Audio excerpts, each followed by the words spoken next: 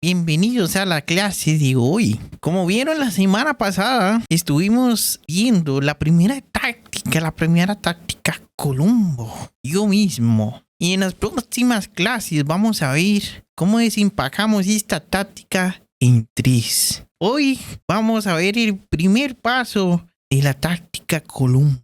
Así que espero que les ayude bastante en sus conversaciones.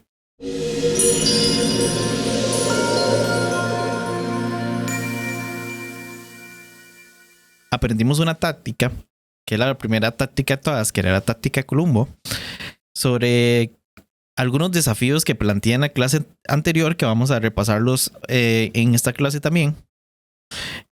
Creo que eran 4 escenas, sí. Ahorita la vamos a ver. Pero en esas 4 escenas dimos también algunas formas de utilizar esta táctica Columbo. Ok, entonces en esas 4 escenas, que habían 4 desafíos, dimos algunas preguntas que pudimos responder a la persona en esa ventana de 10 segundos que tenemos para presentarlas. Y también vimos que gracias al Teniente Columbo podemos tener una forma de cómo agarrar esa ventana y darle provecho a una conversación espiritual.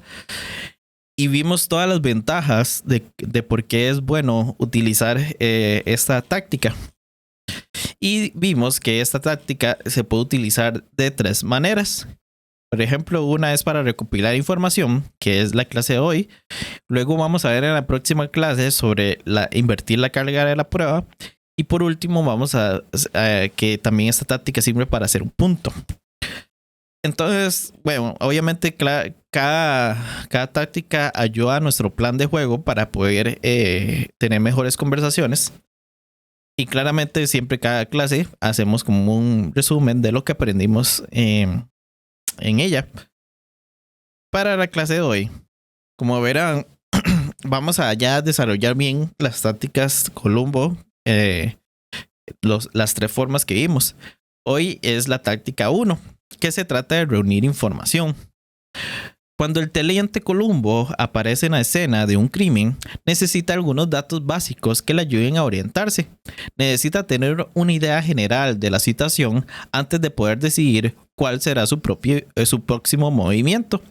Por eso lo primero que hace es recopilar información. De la misma manera, necesitarás más información antes de saber cuál es la mejor manera de proceder en cualquier conversación. No tienes idea de a qué te enfrentas ni de las posibilidades que te esperan hasta que entiendas el terreno. Tus sondeos iniciales entonces serán consultas amistosas y abiertas. La mejor manera de comenzar es con un diálogo informal y preguntas generales, haciendo que la persona se atraiga mostrando su interés sincero en él y sus ideas. Si los temas espirituales aún no están sobre la mesa, no te lances a abordarlos inmediatamente. Relájate y toma tu tiempo. Cuanto más dejes hablar a tu amigo o la persona que estás hablando, más cordial será tu interacción.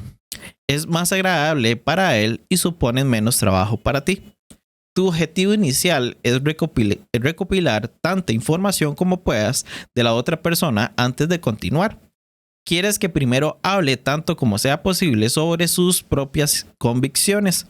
Este enfoque te brinda la mejor manera de aprovechar al máximo la oportunidad, como lo expresó Pablo en Colosenses 4:5 que vimos en clases anteriores. Vamos a ver. Así que si siento una apertura hacia algo más espiritualmente significativo, entonces me moveré suavemente en esa dirección, aunque siempre usando preguntas. Dice Greg Koukl. Dice que una vez hablé con un joven profesional llamado John, que estaba sentado a mi lado en un vuelo. Cuando supo el propósito de mi viaje, me informó que él no era cristiano y ninguno de sus amigos tampoco lo era. Luego John añadió: yo solía ser cristiano, pero ya no lo soy. Déjame detenerte aquí y hacerte una pregunta. Esto lo hace el lector. ¿Crees que era importante que yo supiera ese detalle en particular? Puedes ver cómo esa pequeña información marcaría una gran diferencia en el rumbo que establecí para la conversación. Seguro que sí, pero había más. En realidad, añadió John, yo solía ser hijo de un predicador. Bienvenido, Paquito. Eso me sorprendió, dice Greg. ¿Cómo que eras hijo de un predicador, John? ¿Murió tu papá? No, mi papá no murió, respondió. Simplemente ya no es un predicador. De hecho, ya ni siquiera es un cristiano. Vaya, dijo Greg. Era importante que yo supiera esa información. ¿Crees que podría haber un poco de carga emocional interponiéndose en el camino de John? Seguro que la hubo. Mientras le hacía más preguntas y le dejaba hablar, empezó a desahogarse sobre las malas experiencias que había tenido con los cristianos y la iglesia. No era una imagen bonita. Piensa en la importancia de lo que pude aprender en los primeros momentos de nuestra charla porque hice preguntas y escuché. Mientras John hablaba, una imagen de su paisaje espiritual comenzó a formarse en mi mente y me di cuenta de que su paisaje estaba lleno de minas terrestres. ¿Ves ahora lo importante que fue para mí reunir información antes de seguir adelante?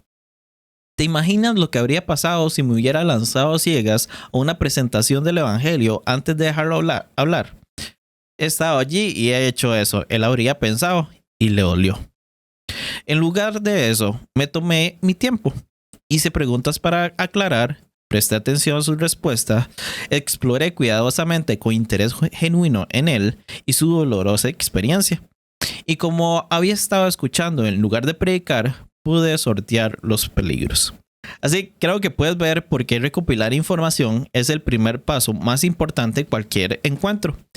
Siempre que te quedas atascado en una conversación, haz siempre una pregunta para obtener más detalles y luego deje que la otra persona hable, que explique, aclare, defienda e incluso ataque. No te pongas a la defensiva, solo escucha atentamente y ese es tu primer paso.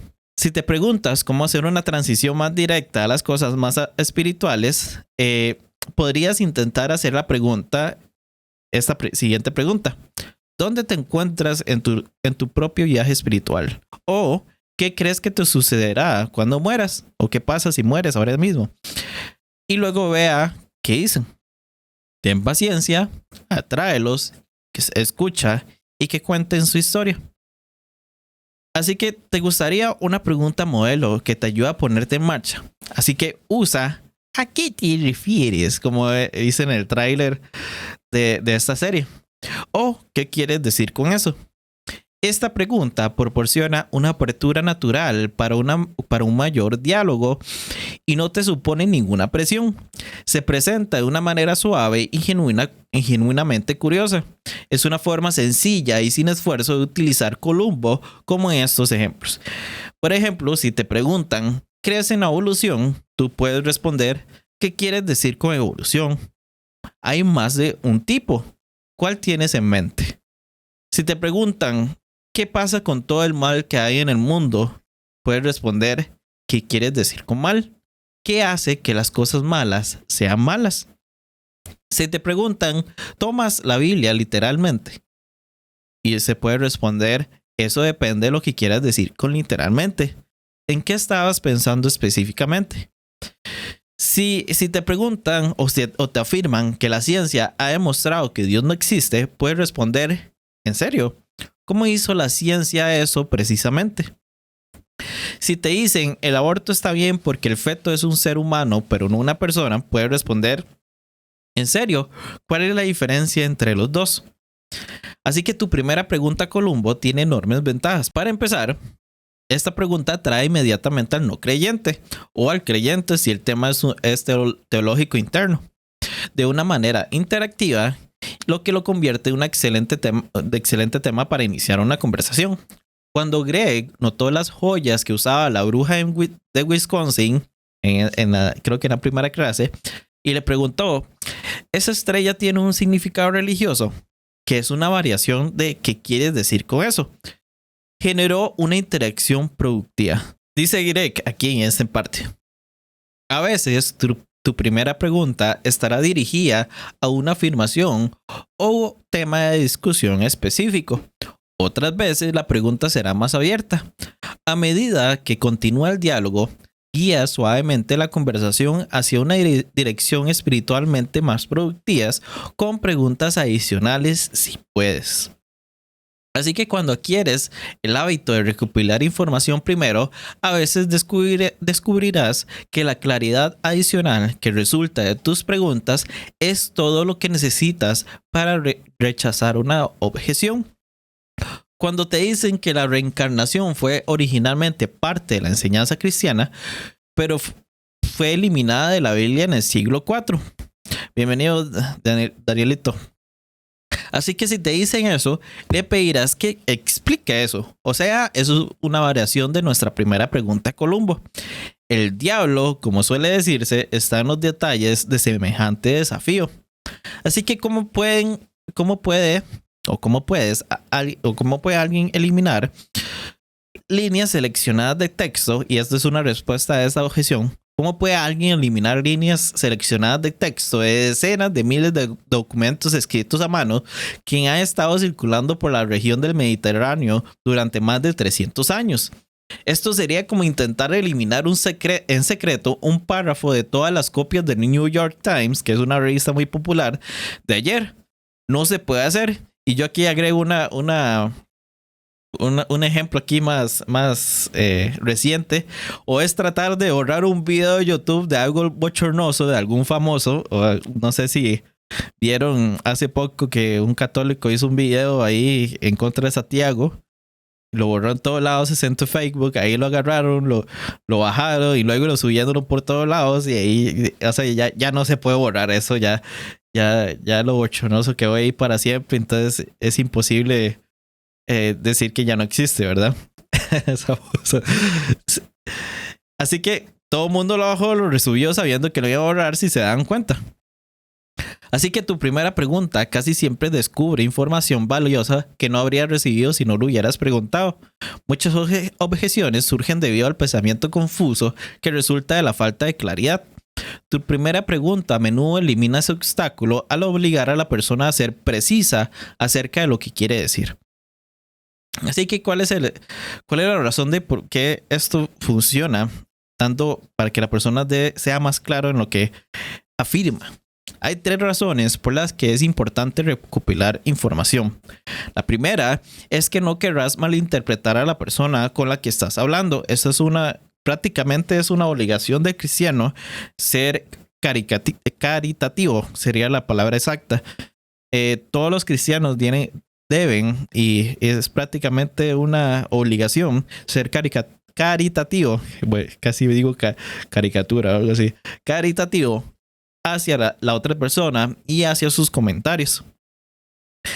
Aquí no lo hice, pero normalmente uno de los principios de ser caritativo es que siempre debes expresar de la mejor manera posible, hasta incluso mejorar su argumento para nunca vencer a un hombre de paja. Y obviamente, como van a ver aquí, que hay que aclarar las cosas. En segundo lugar, no querrás tergiversarlo.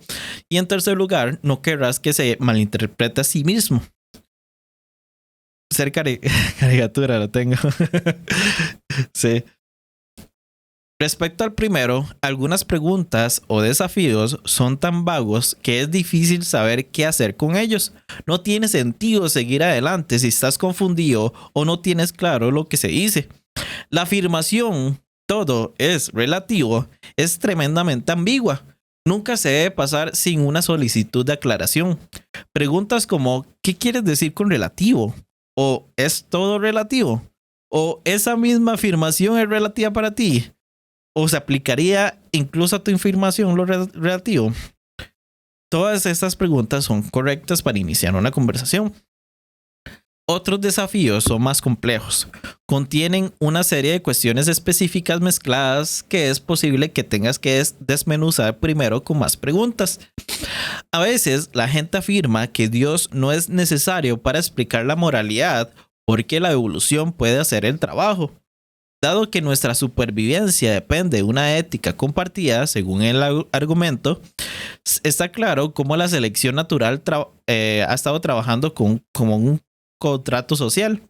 O sea, nuestro acuerdo tácito de adherirnos a valores que aseguran nuestra supervivencia. Eso es lo que dice el argumento, ¿verdad? Todo esto podría explicar la moralidad, así que no se necesita Dios. Pero esta explicación combina irremediablemente dos nociones distintas. La primera es la evolución darwiniana, que por definición solo puede explicar la moralidad en términos de rasgos físicos genéticamente determinados y seleccionados para la supervivencia, aunque uno se pregunta cómo el resto del reino animal parece haber sobrevivido también sin ella. O sea, si saben cuál es ¿qué es? La edad de la adolescencia, es el cigarro, sí, el cigarro de papel. Entonces, esa primera evolución darwiniana, supuestamente, bueno, cuando hablamos de evolución, vamos a seguir con la segunda y ya lo desmenuzo, lo que quiero decir. La segunda es la evolución de un código social inteligentemente diseñado que una civilización desarrolló a medida que pasaba de una etapa nuclear primitiva en la que cada grupo local se defendía por sí mismo a una etapa de contrato social que permitía a todos vivir juntos en relativa seguridad y armonía. Se trata de dos cuestiones diferentes. Una es un accidente genético y la otra es una intención reflexiva. O sea, en la primera, que es la evolución darwiniana, está diciendo que para sobrevivir adquirimos ciertos valores morales que nos ayudaron a estar donde estamos, ¿verdad? O si no, ya estaríamos muertos hace miles de millones de años, ¿verdad? Pero a veces la gente piensa que la evolución es como esta moralidad ha cambiado conforme al tiempo. Por ejemplo, de pensar que una de las cosas para resolver conflictos era un armamento nuclear, ahora se ha llegado a acuerdos de no utilizarlos porque esa es la mejor forma de vivir juntos sin matarnos todos, ¿verdad? Esas son dos clases de uso de la palabra evolución. Una es darwiniana y otra es como una forma de avance social. Así que en una situación como esta, tendrás que indagar suavemente con preguntas para aclarar la confusión y luego abordar cada posibilidad de sus propios términos. ¿Cómo funciona eso exactamente? Sería una buena pregunta para comenzar a aclarar la afirmación. Este primer paso del plan de juego es especialmente útil cuando la gente plantea una objeción directa al cristianismo. Cuando hacemos preguntas aclaratorias sobre el desafío, obliga al escéptico a ser más específico y preciso acerca de su preocupación.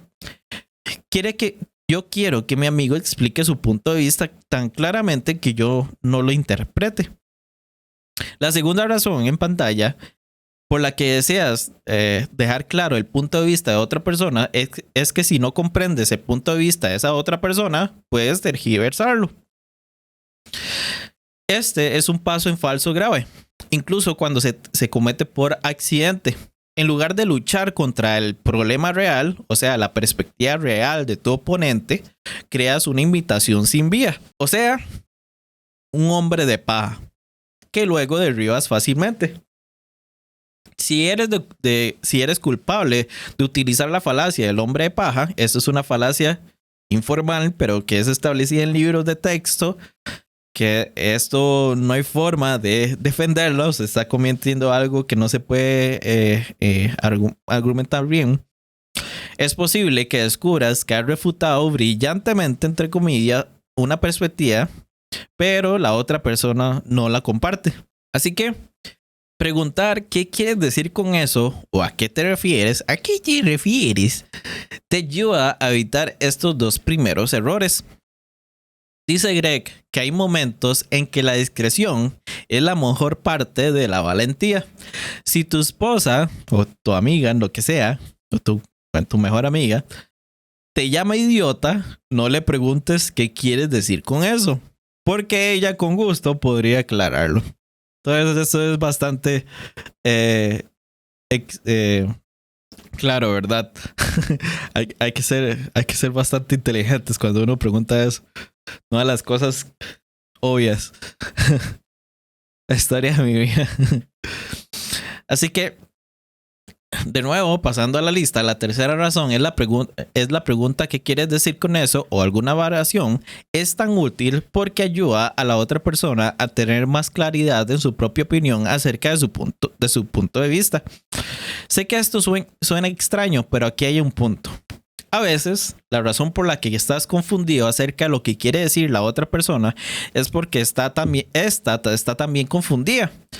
Se opone al cristianismo por razones que no ha pensado detenidamente y su objeción florece porque nadie ha cuestionado la falta de claridad que lo lleva a pensar confusamente en primer lugar.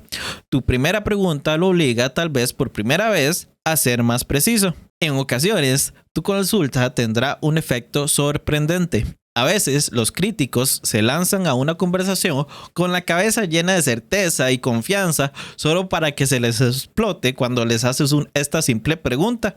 Están tranquilos y su seguridad en sí mismo se desvanece ante una pregunta que no estaban preparados para responder. Entonces, no te sorprendas que cuando haga la pregunta ¿qué quieres decir con eso? O ¿a qué te refieres? Y recibes a cambio una mirada en blanco y un silencio muerto. Entonces, no te sorprendas, pides una aclaración y mucha gente simplemente no sabe qué decir. Así que hay una razón por la que esto sucede. La mayor parte del tiempo, la gente simplemente no sabe lo que quiere decir. Sé que suena sorprendente, pero es la verdad. Aunque las personas tienen opiniones firmes, rara vez reflexionan sobre ellas. A menudo simplemente repiten eslóganes. Cuando les pides que expongan su preocupación, opinión o punto de vista, se quedan mudos. Se ven obligados a pensar en lo que quieren decir. Así que ten paciencia con la pausa en el diálogo. Les estás haciendo un favor al solicitarles una aclaración. Hacer preguntas es la forma más sencilla de aclarar la confusión y abordar ambigüedades. Tus consultas permiten que otros hablen más para que puedas escuchar más, lo que te brinda una imagen más precisa de su punto. Las preguntas de aclaración también te brindan la oportunidad de probar el agua sin complicarse la vida. Te dan tiempo para evaluar la situación y ordenar tus pensamientos. ¿Qué quieres decir con eso? Es una pregunta que puedes utilizar prácticamente ante todos los desafíos, incluso los más intimidantes que se te presenten como creyente. Antes de intentar abordar cualquier obstáculo, solicite siempre más información. ¿Quieres saber exactamente qué piensa la persona antes de dar más pasos hacia adelante? Greg dice, asegúrate de prestar atención a la respuesta a tus preguntas. Si lo que él se refiere aún no está claro, realice más consultas. Di algo como, ¿cómo funciona eso exactamente? O ¿puedes aclararme eso? O no estoy seguro de a qué te refieres. Cuando tengas más detalles, repite lo que entendiste para asegurarte si todo está claro. Así que no subestimes el poder de la pregunta ¿qué quieres decir con eso? Úsalo con frecuencia. Puedes preguntarlo de diversas maneras para mantenerte involucrado en una conversación productiva y afable mientras mantienes el enfoque y la presión en la otra persona y no en ti. Así que retomemos la ventana de 10 segundos de la clase pasada. En la clase anterior propuse 4 escenarios para que ustedes lo consideren. Luego ofrecí una serie de preguntas que pensé que eran respuestas apropiadas para cada una. Mi objetivo general era utilizar la táctica Columbo para obtener información, ganar tiempo y dirigir las cosas en una dirección que pensé que podría ser productiva. Sin embargo, es posible que usted se haya preguntado por qué estaban esas preguntas ahí. Así que vamos a explicarlas y cómo era el pensamiento en ellas. La primera, como sabrán, si recuerdan, del carajillo de inteligencia artificial que tiene un dedo más grande que el otro, vimos que el desafío 1 fue que no es racional creer en Dios, o sea que no hay pruebas. Noté que el desafío no deja claro qué clase de Dios está siendo rechazado. Para algunas personas, Dios es un anciano con barba sentado en un trono en algún lugar del espacio. Si ese es el tipo de Dios en el que no creen, entonces estaríamos de acuerdo con ellos. Yo tampoco creo en ese tipo de Dios. Algunos rechazan la noción de un Dios personal, pero aún creen en una fuerza divina impersonal de algún tipo que anima el universo. O pueden resultar que estoy tratando como un buen ateo anticuado, naturalista y materialista. En cualquier caso, necesito más información antes de poder seguir adelante. Incluso cuando parece haber poca ambigüedad, una pregunta aclaratoria, incluso una simple, puede romper la tensión de un momento incómodo y ganar algo de tiempo. Incluso puede proporcionarte información que no esperabas y mantente alerta. Cuando alguien dice que no hay pruebas de la existencia de Dios, a veces es un truco. Puede que sea una solicitud razonable de evidencia, pero a menudo no lo es. A menos que sepas de antemano qué tipo de evidencia contaría para él, como serían los datos científicos, o la documentación histórica, o argumentos filosóficos, o algún tipo de relación, o qué tipo de evidencia le sería satisfactoria, o sea, evidencia absoluta o más allá de la duda razonable, prueba basada en la preponderancia de la evidencia o evidencia que es una inferencia razonable para la mejor explicación. Si usted no sabe eso, probablemente estarías perdiendo el tiempo. Si no tienes claros sus criterios de evidencia, será demasiado fácil para una persona intelectualmente deshonesta descartar cualquier cosa que ofrezca. No es lo suficientemente convincente. Es lo que simplemente debería decir esta persona para descartar todo lo que usted haya hecho. Esto no es evidencia. Así que la acusación de que creer en Dios es irracional es común, pero sin fundamento. Cuando alguien hace esta afirmación, no lo voy a dejar escapar fácilmente. Quiero que me diga específicamente cómo el teísmo está en desacuerdo con el buen pensamiento. Así que mi primera pregunta, Columbo, obliga a la persona a explicar detalladamente el problema en lugar de basarse en generalidades vagas. Creer en duendes es irracional. Creer en Dios, por el contrario, es como creer en los átomos. Para las que son personas que les gusta ver los átomos, es imposible verlos, por lo menos esos, ¿cómo se llama? Electrones que pasan. De hecho, se dice que los electrones no están en una zona específica, sino están en un tipo de probabilidad, como en una nube de probabilidad. Así que no se puede ver exactamente, ¿verdad? Así que es lo mismo con Dios. El proceso es exactamente el mismo. Sigues la evidencia de lo que puedes ver para concluir la existencia de algo que no puedes ver. El efecto necesita una causa adecuada para explicarlo. Así que no hay nada irracional o irrazonable en la idea de un Dios personal creando el universo. Me parece que un Big Bang necesita un Big Banger. Ese si se expande el universo, alguien lo expandió. Iba a decir explotar, pero el Big Bang no se trata de explotar, sino de expandir. Bebe, madre, que yo veo videos. Cienciatica. Un conjunto completo de instrucciones, como en el ADN, necesita un autor. Un plano requiere un ingeniero. Una ley moral necesita un legislador moral. Cada uno de estos tiene un perfecto sentido. Estos no son saltos de fe ciegos, sino más bien pasos razonables de reflexión inteligente. De ahí la pregunta, específicamente como está en pantalla, ¿qué tiene de irracional creer en Dios? Está completamente correcta para hacerlo en ese momento. Así que espero que veas los beneficios de este enfoque minimalista, al menos como punto de partida.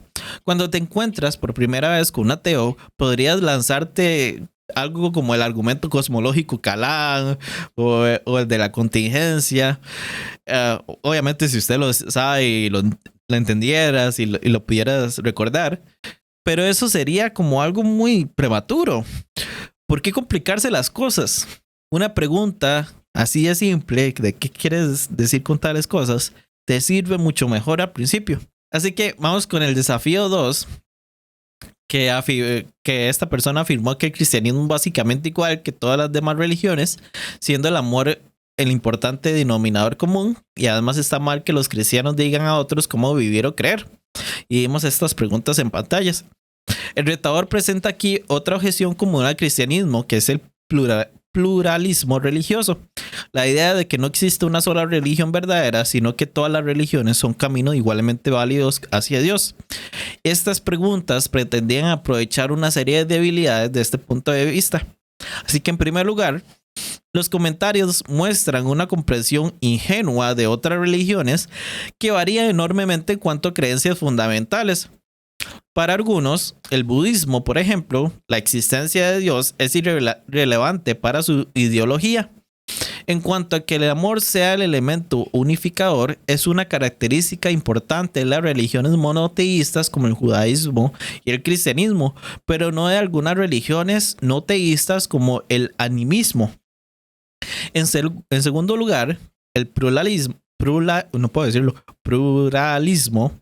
presupone que las similitudes entre religiones son más importantes que las diferencias. Por ejemplo, piénsalo ahí. Si la aspirina y una pastilla de arsénico son básicamente lo mismo porque ambas vienen en forma de tabletas. Para algunas cosas, lo que importa son las diferencias, no las similitudes. Y la religión es una de ellas. En tercer lugar, como respuesta sugería, ofrecí que cuál crees que fue la actitud de Jesús sobre este tema, ya que está claro que Jesús no era pluralista. Como judío observante, Jesús se atuvo a los 10 mandamientos, entre los que se destaca el primero, que es que el Señor es Dios y solo a Él le debemos fidelidad. Todas las demás religiones son distorsiones y engaños. Los primeros seguidores de Cristo fueron llamados cristianos por primera vez en Antioquía por otros. Eso lo pueden ver en Hechos 11:26. Su nombre para ellos mismos era simplemente el camino. Como no está en pantalla, voy a decir las citas. Hechos 9:12, igual Hechos 19:9 y también el versículo 23. Capítulo 22, versículo 4. Capítulo 24, versículo 14 y versículo 22. Ahí en todos esos versículos no dice un camino o uno de los caminos o nuestro camino, sino el camino. Y finalmente, notaron que la teología mínima del retador, o sea, la esencia de la enseñanza de Jesús es el amor y no decirle a otras personas cómo vivir o creer, no le permite escapar de su propia objeción. O sea, tiene sus propias convicciones teológicas, o sea, amor, no juicio, que en su opinión deberían regir cómo piensan y creen otras personas. O sea, le salió el tiro por la culata, ¿verdad? Esto, por supuesto, es un juicio en sí mismo. Por eso pregunté, ¿no es decir a las personas que se amen unos a otros solo otro ejemplo de cómo deben vivir y creer? Eso más adelante vamos a ver que es Vamos a ver, ¿se recuerdan? Que primero estamos viendo el plan de juego y luego vamos a ver cómo desmenuzar falacias. Esta es una falacia suicida. Bueno, no una falacia, sino prácticamente el compa se suicidó solo. Entonces debemos reconocer cosas así. ¿Será que me van a bajar el canal si digo la automurición? Bueno, ya la dije, ni modo. Así que ofrecí un desafío indirecto expresado en forma de pregunta. Luego, en el tercer desafío, ahí los compas galanes, como dijo el Dani, decía que no deberíamos tomar la Biblia demasiado en serio porque solo fue escrita por hombres y los hombres cometen errores. La palabra clave aquí es solo. Ahí donde está en el texto rojo. Hay dos problemas con esta afirmación. Observen primero que la afirmación misma presupone lo que intenta establecer. Que la Biblia es solo un documento humano y no divinamente inspirado. Dado que este es precisamente el tema en cuestión, el intento es sutilmente circular, o sea, está cometiendo una falacia que se llama petición de principio, o sea, está afirmando lo que quiere probar. Sin embargo, hay un problema más fundamental. La presunción de que cualquier obra escrita por un ser humano siempre está plagada de errores. Sin embargo, está claro que incluso sin la ayuda de Dios, las personas falibles aún pueden tener bien sus hechos, o sea, pueden escribir cosas correctas. Nuestras bibliotecas están llenas de libros escritos por simples mortales que parecen capaces de ser precisos, perspicaces y sabios. Si esto es cierto para tantos otros, ¿por qué no para Pablo, Pedro, Juan o Lucas? Podrías estar pensando que esto no es evidencia convincente de la inspiración bíblica y estarías en lo correcto, pero no está destinado a ser así. Mi objetivo es mostrar que la participación humana no es una prueba contra la inspiración, ya que la autoría humana no necesariamente resulta de un error humano. Recuerda que todo el objetivo aquí es modesto. Lo único que queremos hacer es poner una piedra en el zapato de la otra persona. Queremos hacerlo pensar. Queremos que primero considere escuchar a Jesús en las escrituras antes de descartarlo. Si podemos abrirle esa puerta un poco, habremos logrado algo importante. He aquí por qué digo todo esto. La mayoría de las personas que creen en la Biblia, que es la palabra de Dios, llegaron a esta convicción no mediante argumentos, sino mediante encuentros. Cuando enviaron soldados para arrestar a Jesús a mitad de su ministerio, regresaron con las manos vacías, porque habían desobedecido órdenes, porque habían escuchado. Dice Juan 7:46 que nunca nadie ha hablado como ese hombre, dijeron estas personas. Jesús no comenzó su discurso con razones por las cuales la gente debería creer sus palabras. En lugar de esto, simplemente dijo la verdad. Dijo la verdad e inmediatamente resonó en muchos entre la multitud. Si quieres que los escépticos crean en la Biblia, no entres en una lucha con ellos sobre la inspiración. Estas clases de debates, eso es mi comentario, estas clases de debates son internos, no externos, no es para la gente de afuera. Sin embargo, obviamente hay objeciones que sí son para la gente de afuera. Por ejemplo, ¿por qué deberíamos confiar en varias copias en lugar de una original que no existe, por ejemplo? Así que en lugar de ello, invitémoslos a participar de primera mano en las palabras de Jesús y luego dejen que el Espíritu haga el trabajo pesado por ti. El encuentro con la palabra es mejor que discutir sobre la palabra. Así, aquí dice Craig que entonces cuando alguien dice que la Biblia fue escrita solo por hombres, hago preguntas para animar a esta persona a tratar a Jesús por el momento como a cualquier otro maestro. O sea, está tratando de que en lugar de verlo, porque mucha gente tiene como esta cosa que como es Jesús, lo ve como algo totalmente ficticio, como un personaje, y cualquier cosa que diga no me va a importar.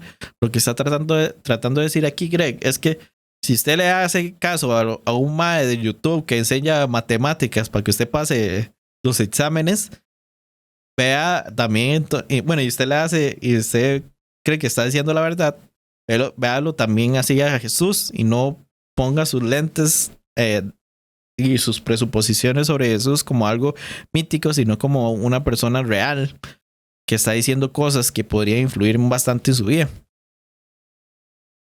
Continúo. Quiero que primero escuche las palabras de Cristo y luego saque conclusiones. Por eso guardo copias del Evangelio de Juan en mi bolso de viaje. En algunas conversaciones ofreceré una como regalo y sugiero que quizás sea mejor dejar que Jesús hable por sí mismo. Una vez que mi nuevo amigo haya leído un poco, cualquier otra razón que dé a favor de la autoridad bíblica tendrá el terreno que necesita para echar raíces. El desafío 4, esta persona planteó 3 objeciones diferentes. Dice que está mal imponer políticamente opiniones a otras personas. Los cristianos involucrados en política violan la separación de la iglesia y del Estado. Y la moralidad no puede legislarse. Es bastante fácil ver el problema con el primer punto. Aquellos que son sensibles a forzar puntos de vista no tienen por qué participar en un proceso legislativo que hace precisamente eso. Por eso hice la pregunta, ¿votas? En cuanto a la separación de la iglesia y del Estado, por ejemplo, en este caso que es Estados Unidos, dice que la primera enmienda restringe al gobierno, no al pueblo, y garantiza que el gobierno no dará ningún favor especial a ninguna secta o denominación religiosa específica, pero no impide que las personas religiosas con convicciones religiosas formen parte del proceso político, y eso es también en Costa Rica, por lo menos. Ahí sabrán ustedes cómo serán en su propio país. ¿Ya? Tendrá que ver las preguntas respecto a su país, ¿verdad? En cuanto a legislar la moralidad, Aristóteles observó que toda la ley se basa en un fundamento necesario de la moralidad. Si el uso de la fuerza por parte del gobierno no está al servicio del bien común, entonces sus acciones son ilícitas. En pocas palabras, la moralidad es lo único que se puede legislar. Cualquier otra cosa es simplemente un puro ejercicio de poder. Ese es el primer paso de nuestro plan de juego. O sea, recopilar información. ¿Ven lo fácil que eres? Y mira lo que podrías lograr. Primero, inmediatamente involucras al no creyente de una manera interactiva. En segundo lugar, muestras un interés genuino en la perspectiva de la otra persona. Y en tercer lugar, le instas a pensar más detenidamente en lo que quiere decir. Bueno, y hay otro cuarto, que obtienes una educación gratuita y finalmente no hay presión sobre ti. Estás en el asiento del conductor. Así que dado que el primer paso de tu plan de juego es tan simple, ¿por qué no comenzar a sumergirse en el lado poco profundo de la piscina y pasar las próximas semanas simplemente estudiando los puntos de vista de los demás? Este es un reto para ustedes, los que están viendo aquí, en que en las próximas semanas, si usted habla con algún amigo escéptico, empiece con eso, con una pregunta. Utilice la pregunta Columbo para atraerlos, mostrar una preocupación genuina por sus ideas y ayudarlos a explicar sus puntos de vista con claridad. Si hay alguna ambigüedad de sus respuestas, haz preguntas más aclaratorias utilizando alguna forma de qué quieres decir con eso o a qué te refieres. Te sorprenderá lo que Dios hará con esa pregunta inocente. Tengo que usar peluca. Si no, no va a poner orgulloso a Columbo. Así que, ¿qué aprendimos en esta clase? Primero, aprendimos que las preguntas que hacemos tienen propósitos específicos. El primer propósito de Columbo es recopilar información. Es el paso inicial de nuestro plan de juego. La pregunta ¿qué quieres decir con eso? O alguna variación, ahí pueden ver cómo lo hacen, es excelente para comenzar. Aclara a lo que se refiere la persona para que no la malinterpretes ni la tergiverses. También te coloca inmediatamente en el asiento del conductor de la conversación. Esta pregunta hace algo más que importante. Obliga a la otra persona a pensar más detenidamente sobre lo que quiere decir cuando lanza un desafío. Esta pregunta hace algo que es más importante. Obliga a la otra persona a pensar más detenidamente sobre lo que quiere decir cuando lanza un desafío. En lugar de conformarse con declaraciones ambiguas o vagas, pídale que explique claramente su objeción o preocupación. Tu petición puede detenerlo por un momento, pero está bien. Ten paciencia con la pausa en la conversación y déjale pensar un poco. También analizamos 4 desafíos específicos para ver cómo funciona este enfoque. Luego expliqué con cierto detalle el fundamento de las preguntas que le hicimos al retador para que pudieras ver cómo la táctica Columbo te permite maniobrar con seguridad en una conversación. Y finalmente, te animo a que te familiarices con tu plan de juego táctico, siendo un estudiante de los puntos de vista de los demás durante las próximas semanas, utilizando alguna forma de la pregunta ¿qué quieres decir con eso? ¿A qué te refieres? Esa pregunta es el primer paso para manejar las conversaciones. Úsala con frecuencia. En la próxima clase agregaremos otro paso a nuestro plan de juego, el segundo uso de la táctica Columbo. Y bueno, ya a este punto podemos pasar a las preguntas. Si tienen alguna pregunta, pues ya pueden hacerlas en este momento.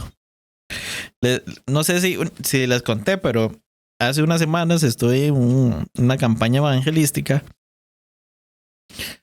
Bueno, hubieron varias personas y sí le tocaron con gente bastante abierta. A mí no me tocó con nadie, excepto una persona que se abrió un poquito.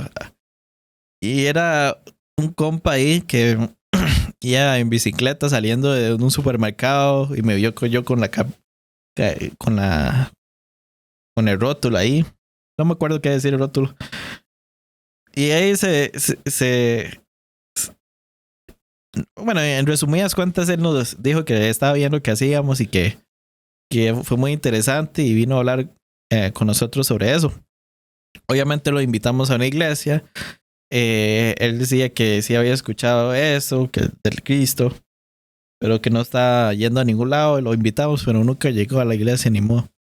Bueno, y compa, bueno, en ese momento yo nunca necesité hacerle ninguna una plática apologética, ¿verdad? Y tengan en cuenta que no siempre todas las conversaciones van a ser así. Como vimos antes,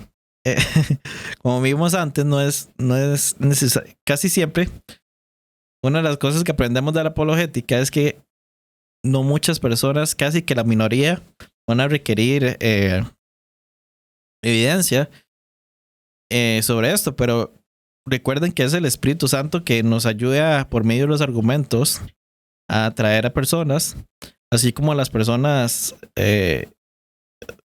traen a gente a Cristo sin argumentos, pero ambos son medios por los cuales el Espíritu Santo utiliza. Entonces, pero sí es muy claro que muy pocas personas van a necesitar este tipo de pláticas súper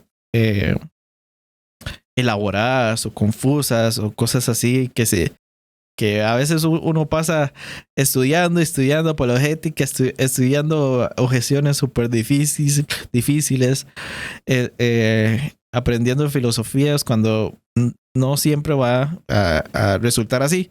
Así que si usted por algún motivo tuvo miedo de que gente la va a salir con alguna plática filosófica que usted nunca ha escuchado en su vida, créame que es muy, muy difícil, ¿verdad?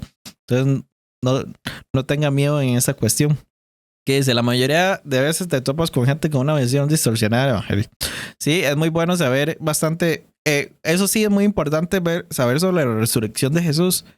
Mucha gente queda impresionada por la cantidad exorbitantes que hay sobre la evidencia de Jesús. Y eso sí es muy importante para muchos.